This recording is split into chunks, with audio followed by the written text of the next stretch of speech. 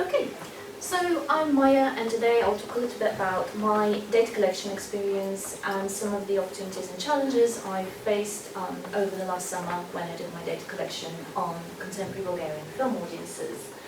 And a bit of context I'll provide for my current British Academy funded project. Then I'll talk about the process and results of my data collection.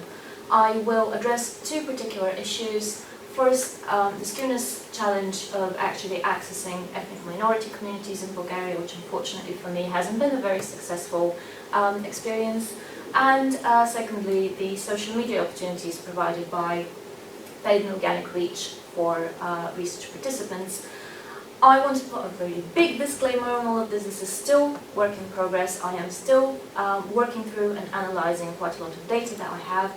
And I also want to put another disclaimer. There might be some very sort of sensitive and political issues involved in this presentation. I am not making a political stance. I am just sharing my observations of working, trying to access different research participants, really.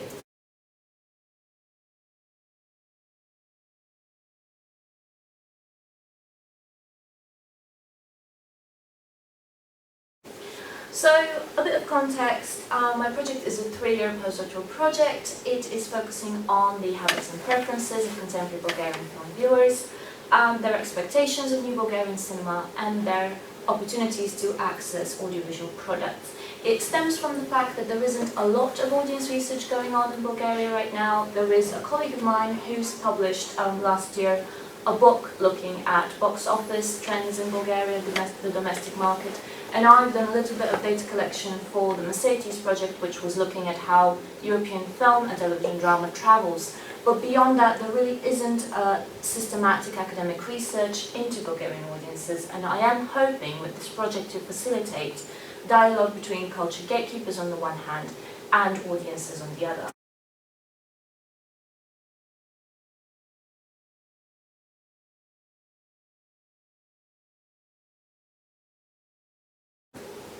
So my methodology, I use a mixed model study where I do parallel qual and quant approaches across all of the areas of the research process, from conceptualization all the way through to analysis and inference. I follow the methodological pluralism and discursive realism of Schroeder et al. In exploring social and cultural meaning processes and practices, and I try to triangulate at all different levels data sources, theories, methods. My participants have been recruited through convenience sampling, and this is something that I will be focusing on quite a lot in this presentation. What this means is that even though I have targeted in various ways heterogeneous groups, ultimately the people who have decided to contribute to my project were self-selected participants and volunteers. And the questions that I've used in my survey and my focus group / interviews were adapted from the UK Film Council Cultural Contribution of Film questionnaire, the Methods questionnaire, and the European Cinema Audiences project here at Brock.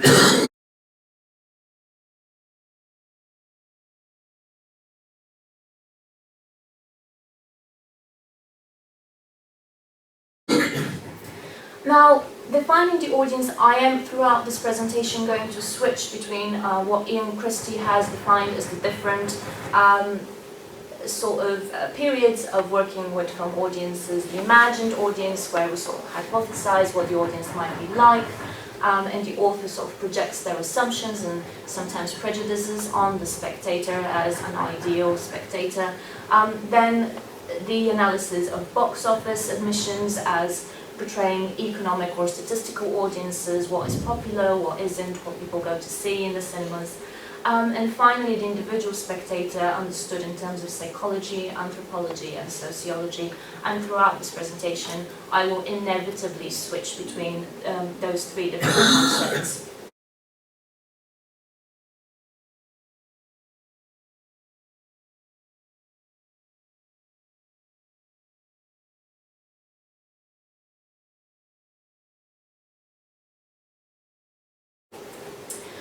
My data collection consisted over the last summer, so 3 months of data collection, where I did quite a lot of online survey data collection, advertising mainly through Facebook. I was also available in select towns in Bulgaria to offer the opportunity to fill out a paper-based questionnaire survey, as well as organising focus groups and interviews with people across the country. And we started with a really nice pilot with some friends and family who helped me figure out potential pitfalls or problems with the questions. So this is a summary of the data I managed to collect. A total of 580 valid responses on the questionnaire and 86 respondents for interviews or focus groups. So the questionnaire participants, you can see it on the map at the right-hand side corner. These are all the towns where they come from. I've been physically available in the towns on the map below for focus groups and interviews, but also for paper-based questionnaires. But you can already see how much bigger the reach of the survey has been, thanks to the fact that it was disseminated through the internet as well as in person.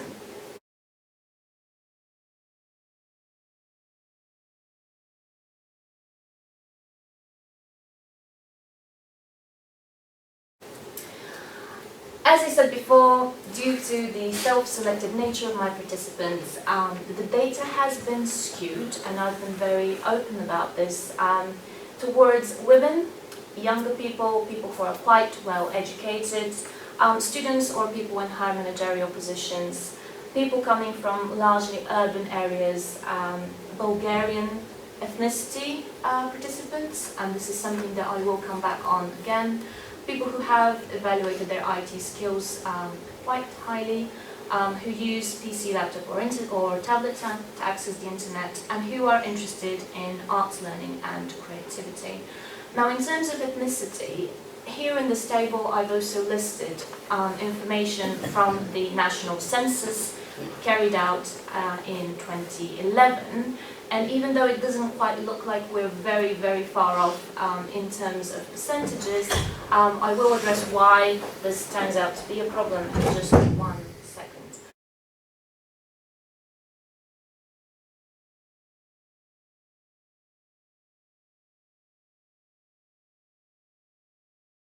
But focus group participants, similarly mostly women, younger, coming from medium-sized towns, and importantly, even though the data is quite skewed, my participants all have stated that they either are quite interested or interested in films and cinema, and that's the very first question on the survey questionnaire. So I would say that it is a very interesting sample that I have, and it could very well be that those really are the people who are quite interested and want to do that sort of survey and project, but I cannot state that or guarantee that and state it as a fact.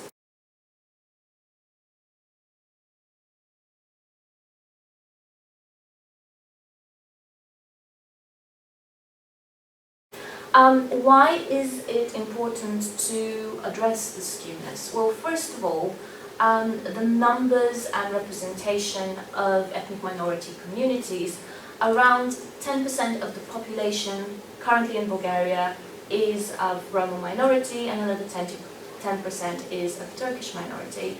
And the Roma minority is expected to rise to 22% by 2030, which is not that far away. They've also been the subject of some films, mostly documentaries, but a few feature films as well, including Monkeys in Winter and Black Swallow. And it just makes sense to ask a variety of people how they feel about all those different representations of the imagined national community.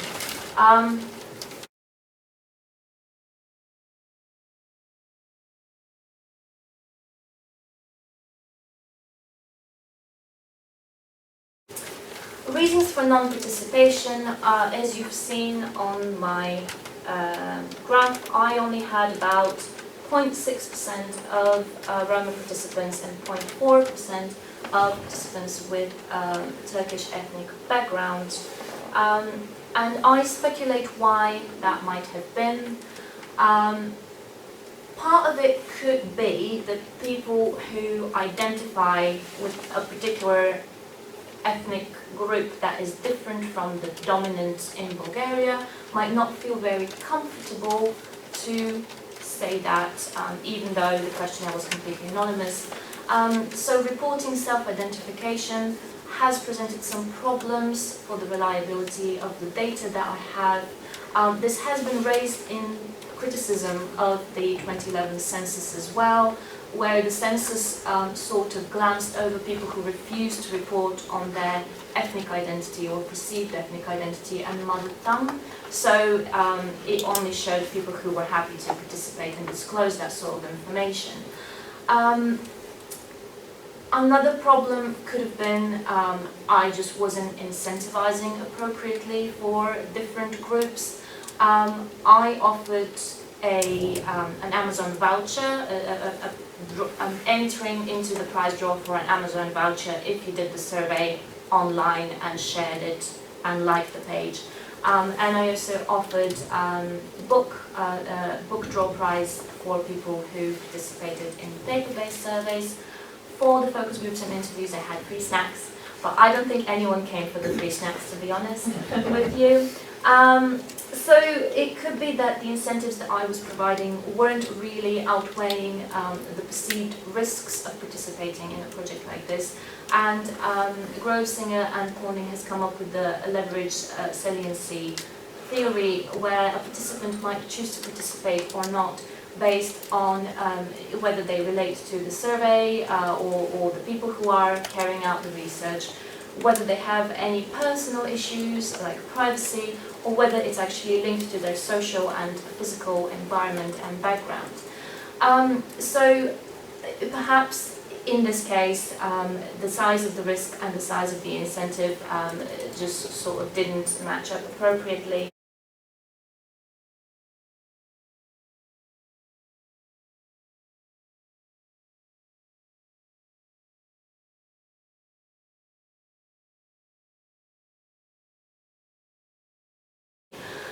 It could also be that it was down to the individual researcher, aka me, where I just didn't have appropriate access to niche and underrepresented groups, which is the case.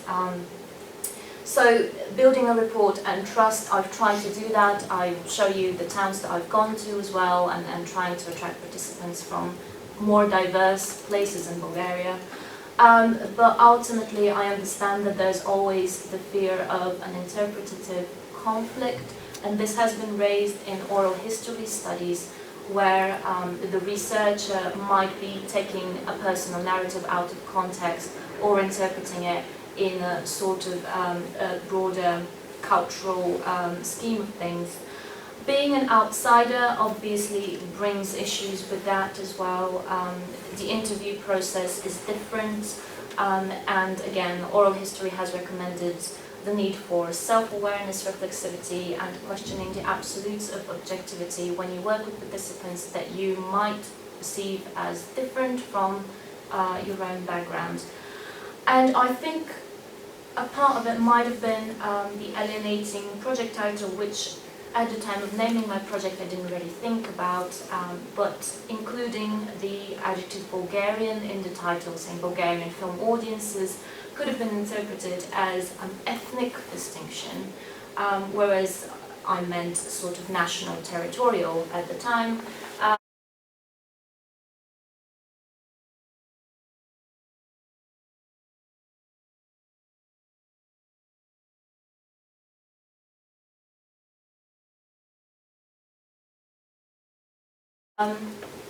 But it could have also implied that I am subscribing under this dominant media discourse where the Roma minorities, as Svensson has shown in his study, in the news and in the media are generally represented in relation to crime, to violence, or sort of as a type of statistics. These are the people that live here. And there was probably a conglomeration of factors as to why people of minority ethnic origin didn't choose to participate in my survey.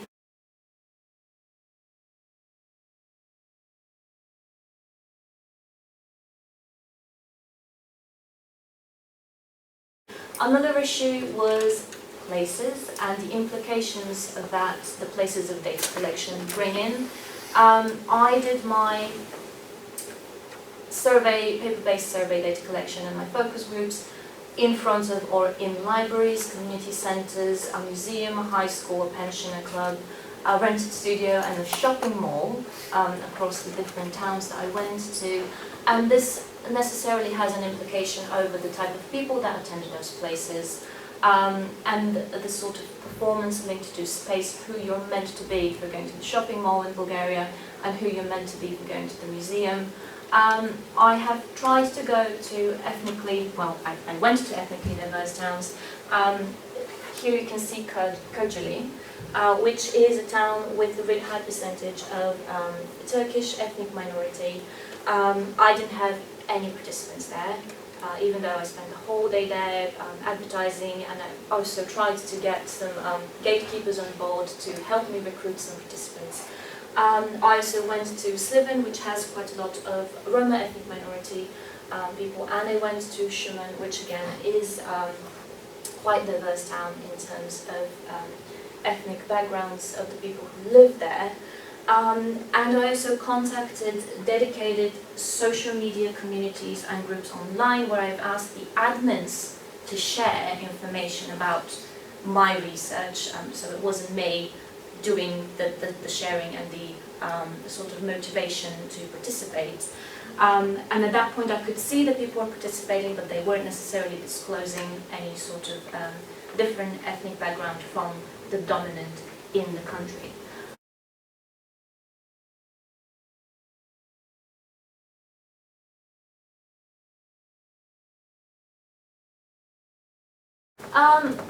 Future solutions, if I were to do this project again.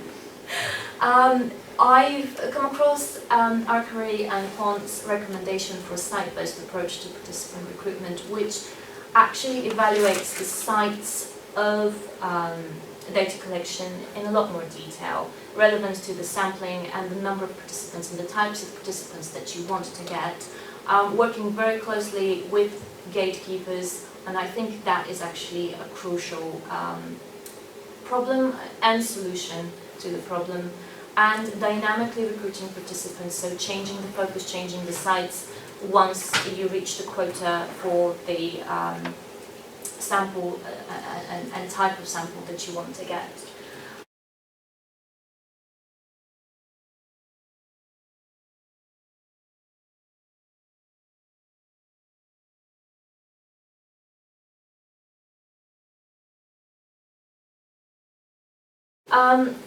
There's also a more qualitative approach to dealing with the issue, and that suggests instead of targeting people according to such strict distinctions, looking into the complexity and hybridity of contemporary social categorizations and identifications, which, as Colin and Bruce have observed, is still quite difficult to translate in practice, but it does raise the question of adjusting for cultural appropriateness, perhaps having the survey in different languages, offering an insider-outsider perspective by having someone else do the data collection together with the researcher, and allowing for self-identification that transcends particular communities. So you're not just targeted because you represent a particular ethnic background, but because you're also part of other activities and other communities in the area. Yes.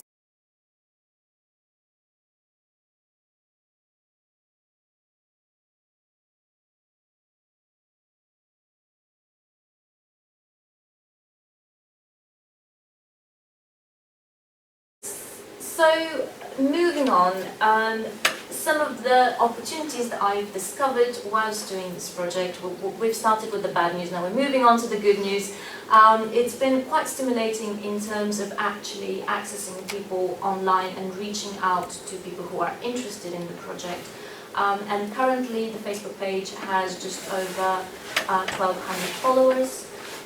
So it's been very useful to do advertising and promotion through social media because it has encouraged word of mouth, and it's become part of a hybrid strategy where that's supplemented by traditional media promotion.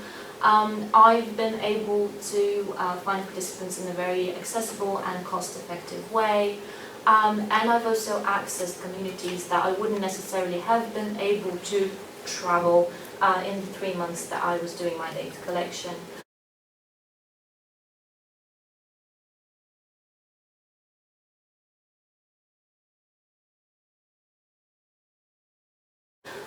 So if you are interested in how social media helps you do your target advertising, you can go on your Facebook profile, settings, Facebook information, and access your Facebook information, scrolling all the way down about you and clicking on ads.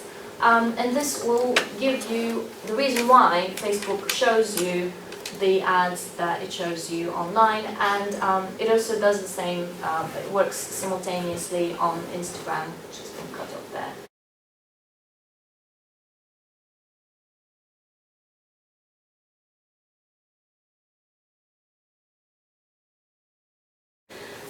But if you're wondering who I am according to Facebook, apparently I'm quite interested in country music. I don't know how true that is. I am interested in film and cinema, as you can see, and some very questionable things as well that Facebook has sort of data mined for me. But based on those preferences, you can actually target participants with very, very specific interests, and it does work really well. I've kept my targeted social media advertising very broad because I wanted to get as wide a range of people as possible. Originally, my targeted advertising was set just around geographical regions, the places that I wanted to go to, the places I knew were interesting in terms of size and composition of the towns, whether they had a cinema available or not, whether they had an independent film culture available or not. And then seeing that certain communities were underrepresented, I had extra specific ads set up for men to participate, but they didn't quite as much, and also for people of ethnic minorities, which arguably helped or didn't, so I can't really guarantee.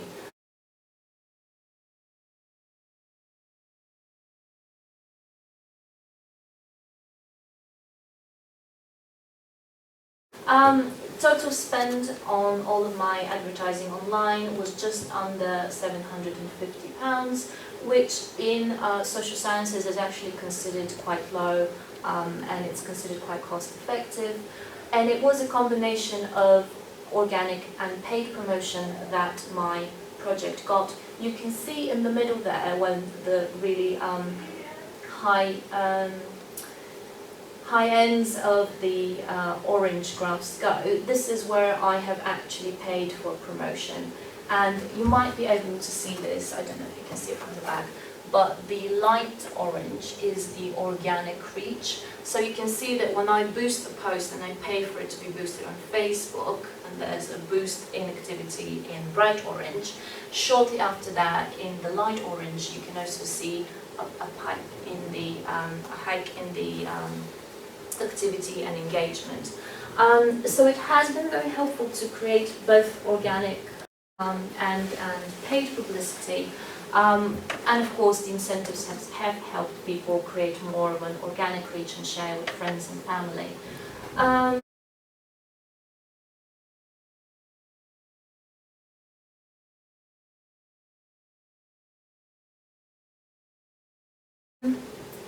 And yes, you can see here, this is the survey post that I boosted. Ultimately, it had just under 8,000 organic impressions and just over 70,000 paid impressions online. Now, what does this mean and how does this relate to theories about using social media in research? Other researchers have mentioned this before me. It does give you access to wide variety of individuals, but it does sort of skew representativeness a little bit. Social networking sites and online questionnaires make it possible to do research faster, quicker, cheaper, and in a way it is a trade-off between specificity and reach. If you want to reach a wider variety of people, you can easily do so, but if you really want to reach a particular community, as in my case I wanted to have more men and more people of different ethnicities take part, then that was a bit trickier, and it did entail that your return on investment when you advertise is a little bit lower than when you just have a wide reach advertisement to anyone who's interested.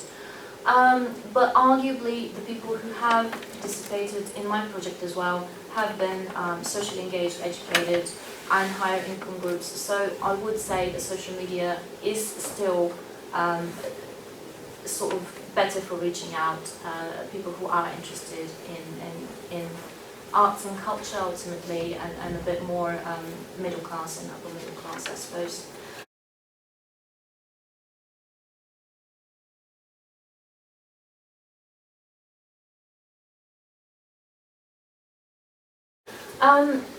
There's been another challenge, oh sorry, I can't see this very well. There's been another challenge, and that has come from the validity of using research on social media, combined with the Facebook Cambridge Analytica data scandal and the natural inclination of Eastern Europeans to be a little bit suspicious when they see things online.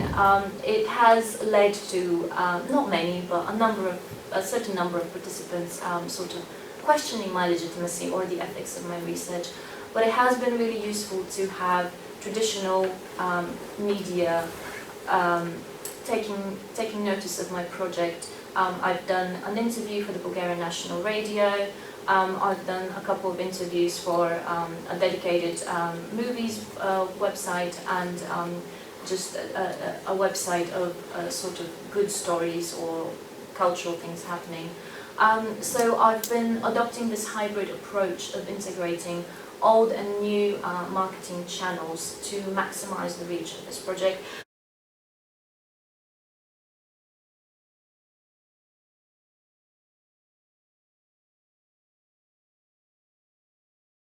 And some of it has worked quite well, and some of it hasn't, and hopefully I've learned things from it, and if I get to do it again, I'll do it slightly differently. Thank you very much.